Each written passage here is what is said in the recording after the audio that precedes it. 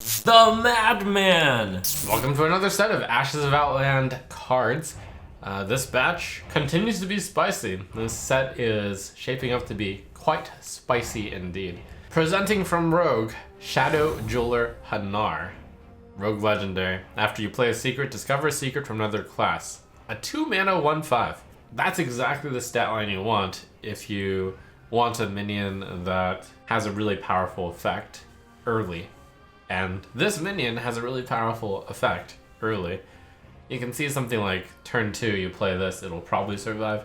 Turn 3, you play your rogue secret, and then you get a secret from a different class, which means when you play the rogue secret, you get offered the hunter, the paladin, and the mage secret. So you can guaranteed play a paladin secret and then get another one. So that's already +2 cards. And while secrets on the whole tend to be a little bit less good than their mana cost is worth, it's still 2 mana 1/5 and basically draw 2 secrets, of which you get to filter the best ones. So I was theorizing that Secret Rogue could certainly be good if it got some support.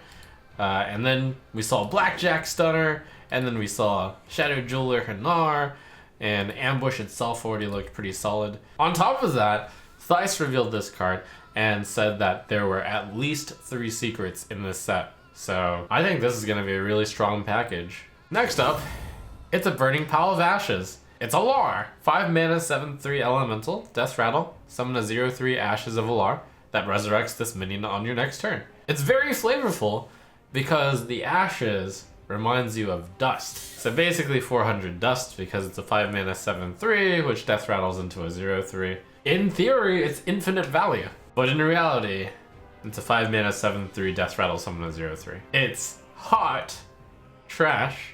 Druid gets Marsh Hydra, 7 mana 7/7. Rush. After this attacks, add a random 8 cost minion to your hand. So big cards often have a weakness, that they're too slow. But it turns out that when they have Rush, they're not too slow. A 7 mana 7/7, get a card, but not just any card, it's an 8 cost, which means if you're playing Hearthstone on a curve, you're usually doing it right. So I've got a great idea. You play Marsh Hydra on 7, and then you play an 8 cost minion. Now here's the thing, this card is probably most likely to see play in Embiggen Druid. And in Embiggen Druid, when you draw this, it'll probably be an 8 mana 9/9 with Rush, so you'll probably play it and then you'll play the 8 cost off curve or something like that. But yes, it's tremendous value. It's really good stat lines for stats. Excellent card. We've got a Paladin Fishing Rod. Underlight Angling Rod, 3 mana 3/2. After your hero attacks, add a random Murloc to your hand. That's a really good card. Even if you valued Fiery War Axe as the original Fire War Axe, the 2 mana 3/2, which was a great weapon, Underlight Angling Rod would still look pretty good compared to that Fiery War Axe, because you tack on 1 mana onto that Fiery War Axe, OG Fire War Axe, and you get 2 random Murlocs added to your hand. I was thinking about how much mana would it be worth to add 2 random Murlocs to your hand as a spell.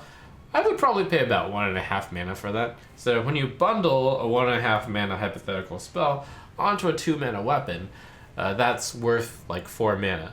So yeah, excellent value card. We'll just have to see if mid-range or control Paladin is an archetype.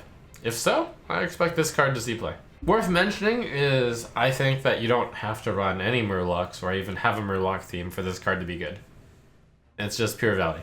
Let's take a look at Rogue's Prime card. It's Akama. 3 mana 3/4 stealth. Death Rattle, shuffle Akama Prime into your deck. Akama Prime is a 6 mana 6/5 with a very special effect of permanently stealthed. I'm a control player, and I have to admit, I'm afraid of a 6 mana 6/5 that is permanently stealthed. You could even really turn up the pain by buffing Akama Prime, but I think that might be overdoing it a bit. So permanently stealthed means that control decks will have to spend either a destroy a random enemy minion when Akama Prime is the only thing on the board, or a full board clear like Twisting Nether or Plague of Death to clear off Akama Prime. So you might get a lot of value against a control player. Now on the flip side though, Hearthstone is quite often a game about tempo, and a 3 mana 3/4 which eventually lets you draw a 6 mana 6/5 may be too slow. And I'm actually leaning towards it'll probably be usually too slow. Shaman's got a cool legendary. 6 mana, 6/3, the Lurker Below. Battle Cry, deal 3 damage to an enemy minion. If it dies, repeat this on an adjacent minion. Comparing it to Fire Elemental, Fire Elemental is a 6 mana, 6/5 that deals 3 damage to one thing. Lurker Below, I think you can expect that if you play it, you're supposed to deal 3 damage to at least 2 things. Would I trade 2 health for dealing 3 extra damage? Absolutely. And it's not just that, you can deal 3 damage to everything on the opponent's board, potentially for up to 21 damage. You're going to try to set up opponent's boards to be able to go 3/3/3/3/3. 3 damage AoE to the opponent's side is probably worth approximately 5 mana. So along with your 5 mana effect, if you were to expect deal 3 damage to an enemy minion and repeat, you get a 6/3 attached. So that's a pretty solid deal. Nice control shaman card. Imprisoned Scrap Imp, a Warlock 2 mana 3/3 demon. Dormant for 2 turns. When this awakens, give all minions in your hand +2/+2. Cool. 2 things come to mind. First is put it in Zoo because you want to put it into a deck with a lot of minions. Is it too slow in Zoo? When I'm playing Zoo, sometimes I feel like not playing a 2-drop because it is not like a good trade into the opponent's side. Zoo sometimes just doesn't want to play their Knife Juggler or their Wolf or something like that. Hand buffing your hand in 2 turns and getting a 3/3 off of it, Zoo just likes efficient minions, that might work. But the other more exciting archetype that I would like to see Imprisoned Scrap Imp tried in is the Shadow Council deck. So the idea is you build up a big hand, you tap a bunch, and then you play Imprisoned Scrap Imp. You don't play Shadow Council on that turn. You let it wake up 1 out of 2 turns. So you play it turn after you play Shadow Council, and then you replace your whole hand with random demons, giving them +2/+2. And then the next turn, when it wakes up, all of your hand's demons have +4/+4. That is pretty sweet. Is that a meme? Or is that a real dream? Only time will tell. I am rooting for it though. That sounds pretty cool. We've got the Hunter Legendary Prime here. It's Zixor Apex Predator. 3 mana 2/4 beast with Rush. Death Rattle, shuffle Zixor Prime into your deck. Zixor Prime is an 8 mana 4/4 with Rush. Battlecry, summon 3 copies of this minion, effectively giving you 8 mana 16/16. Wow. And all of the 16/16 is Rush. You can kill 4 different things with it. But then you would basically be using it as Flame Strike.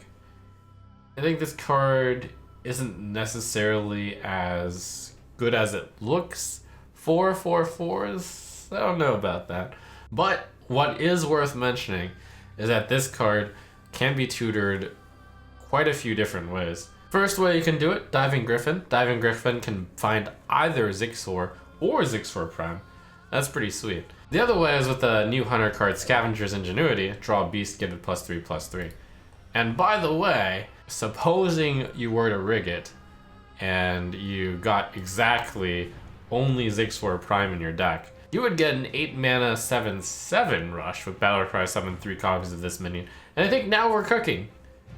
That is a pretty sweet combo, but it's really hard, I think, to justify running exactly that card to fetch exactly Zixor.